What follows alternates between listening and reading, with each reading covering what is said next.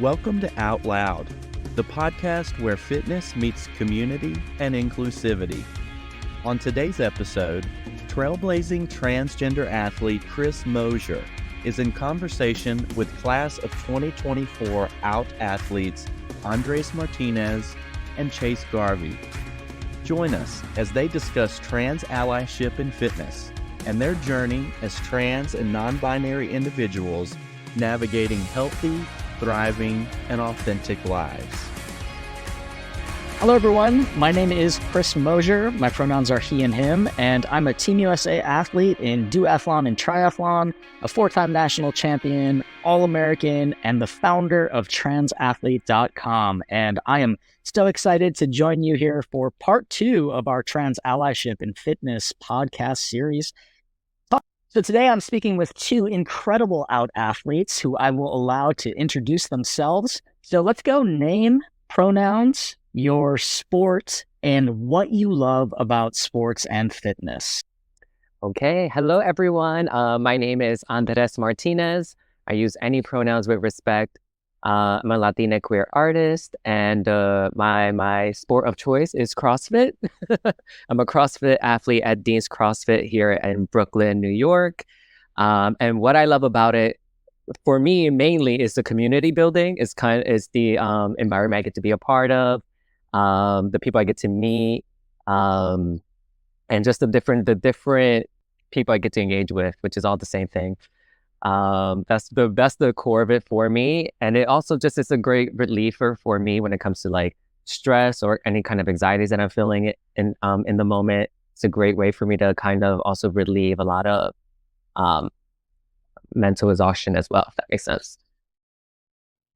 Hi, my name's Chase, and I use he, him pronouns. I also do CrossFit, and I'm based out of Boston, Massachusetts. What I love about CrossFit the most is probably that for me, it's kind of a combination of all the other sports that I liked, and it's kind of constantly changing and varied all the time, so you never get bored of doing just one thing, and I'm always pushing my body to try new things and develop new skills, and it's like the more you work on one skill set, the more you're neglecting another, so you kind of have to hop back and forth. And I've always just loved fitness because it's kind of just kept me on a healthy regimen for myself, and CrossFit training especially has taught me how to eat right, sleep right, and just take care of my body in the best way. And I've also just learned how to coach through that as well. So I've progressed through just being an athlete now to a coach and being able to share my knowledge with others. And that's what really just motivates me to keep on doing what I do. That's fantastic. So Andres, you mentioned community as being a part of what you love. And I'm curious, what support systems have been crucial for you in your athletic journey? Yeah, of course. For me, it's someone who's willing to engage in conversations to recognize my individuality.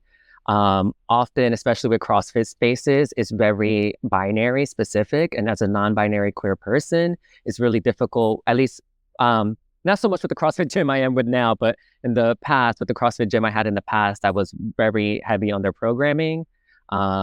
Even when certain CrossFit activities, when they separate the binary, girls versus boys, etc., and it's like, okay, I'm stuck. Where do you want me to go? And then and it was a space that also they forced based off of their perspectives for me, their perspective of me, I should say. So it's really what I've learned is with the new CrossFit gym I'm in is the healthy language that everyone has with the way they engage with me. It's just like the relinquish of binary is often something that I've learned in that space that is very intentional in the way they show up. And for me, that's what's the most nourishing when it comes to a fitness community, is someone who's willing to shift and evolve their language so you can feel fully accepted as the person you are and fully accepted in the community you're being a part of.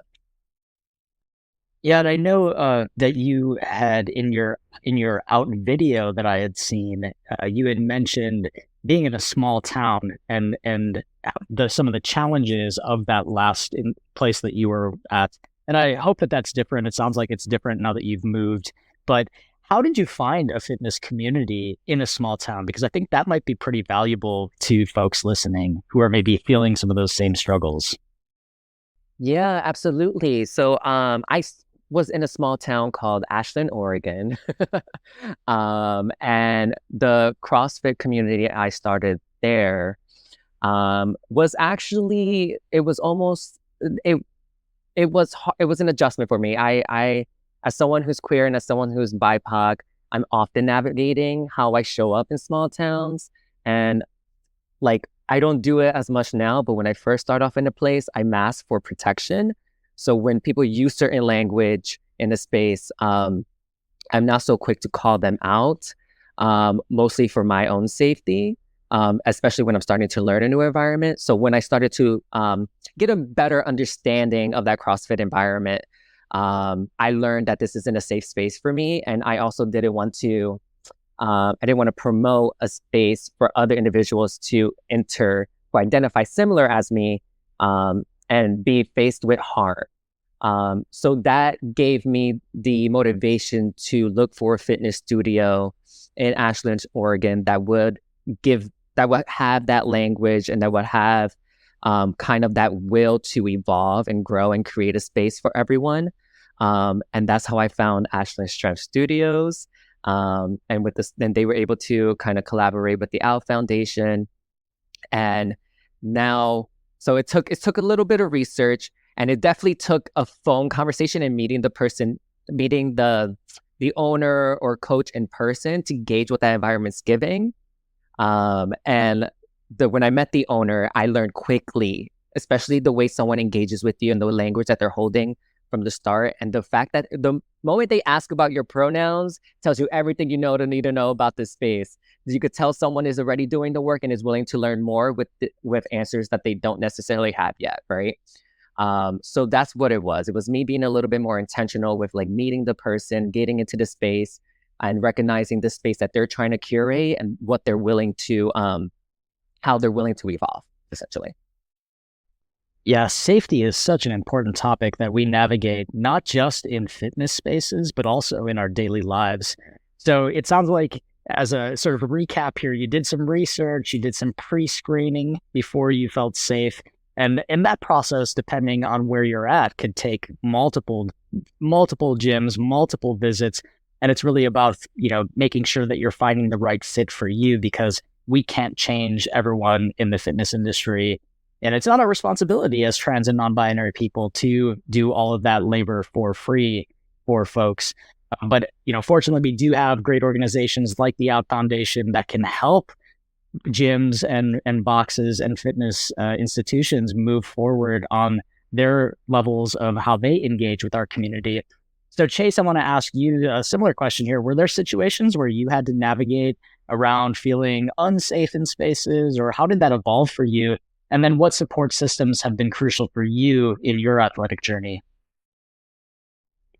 Sure.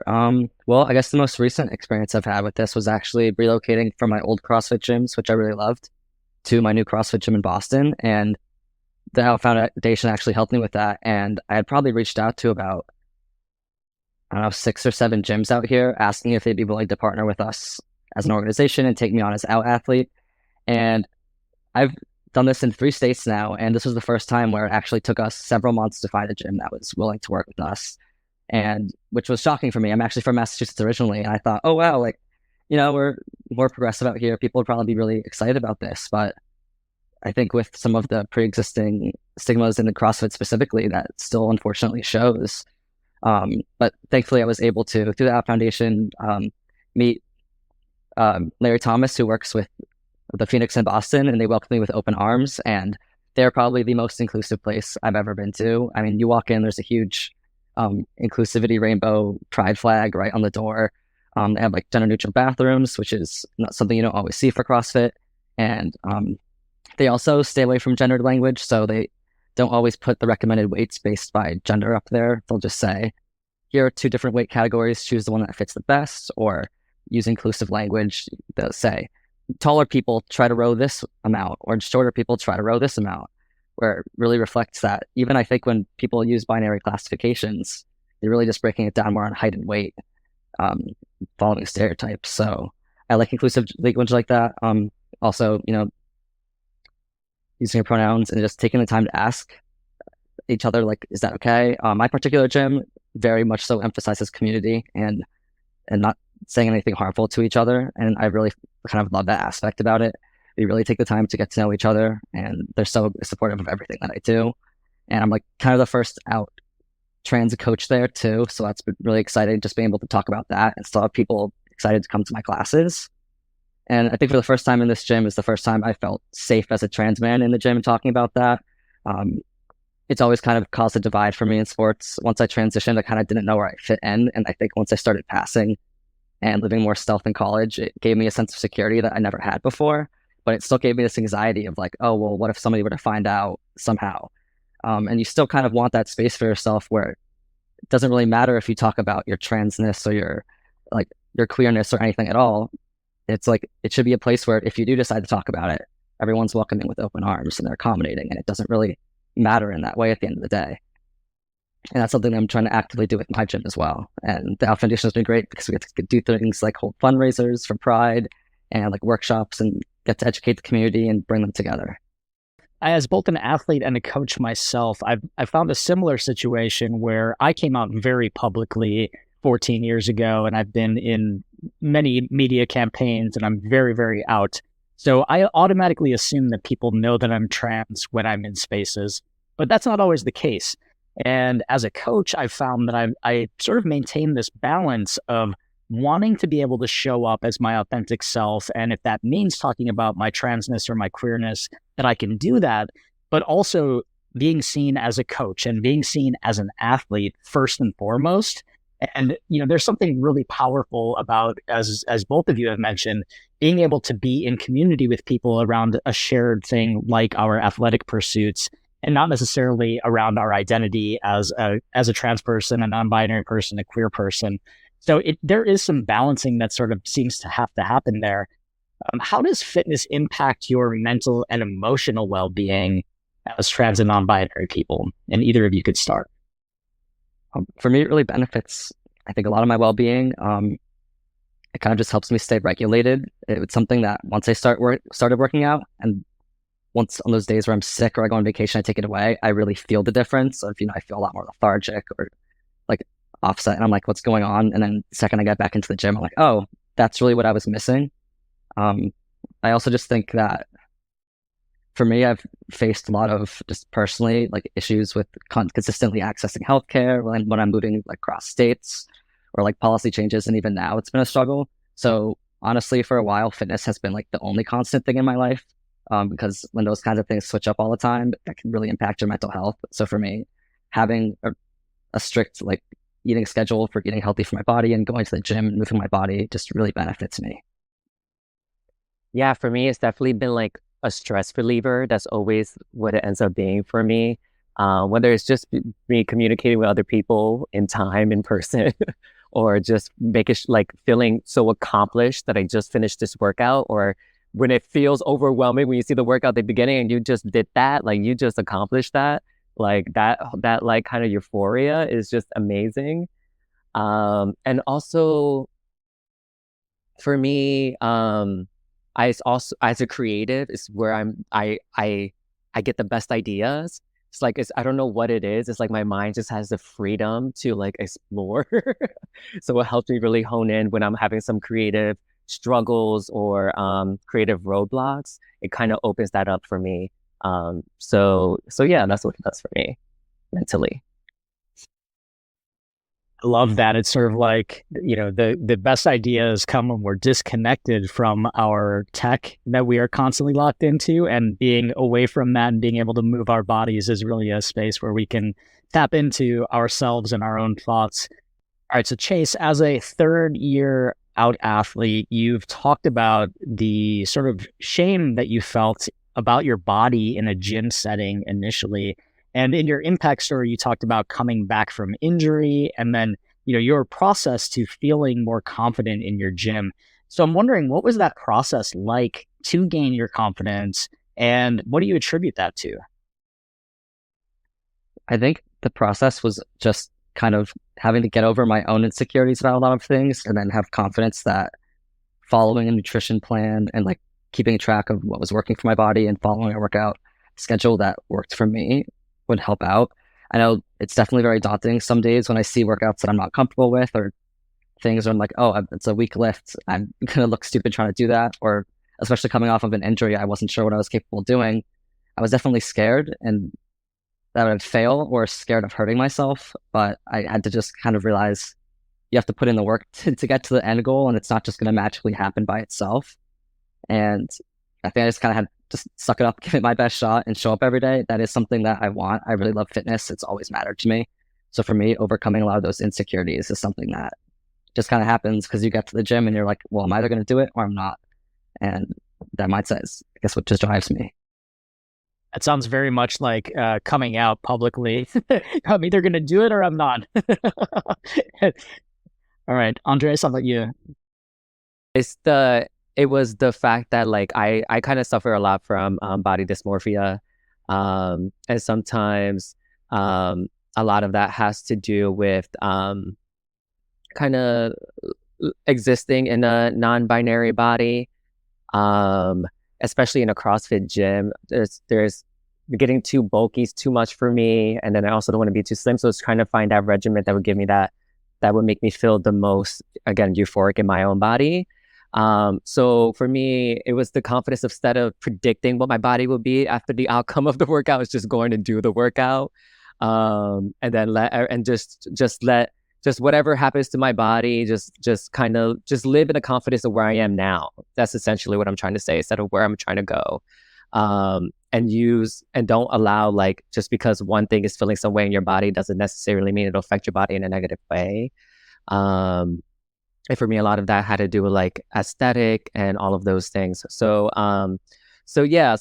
it took a little bit of confidence to commit to, especially a CrossFit gym, just because of the intensity of it. But overall, when I learned more about it, I got to learn more about people involved in CrossFit communities. I was like, no, this feels like it'd still be the best thing for my body and my mind, to be honest. So yeah, that's what really helped me like take the big leap. Now, we know that there's no one single way to be non-binary or to be transgender, and there's no one way that we show up in the world. We are as diverse as any other person and any other athlete. But I'm curious for both of you in being in your spaces, Chase as a coach, Andres as a out non-binary person, navigating that very binary world of CrossFit, and what is the importance of representation to you, and how do you think that we can increase visibility for trans and non-binary athletes in the fitness industry? I know I can talk about this one a while. I know for me, representation matters so much because even going back to high school, felt like I was the only one that ever dealt with things. Like going back to my first team sport, my school was like, oh, we've never really had a trans person compete on the teams. Like, we don't really know what to do with you. So I had to figure that out for myself.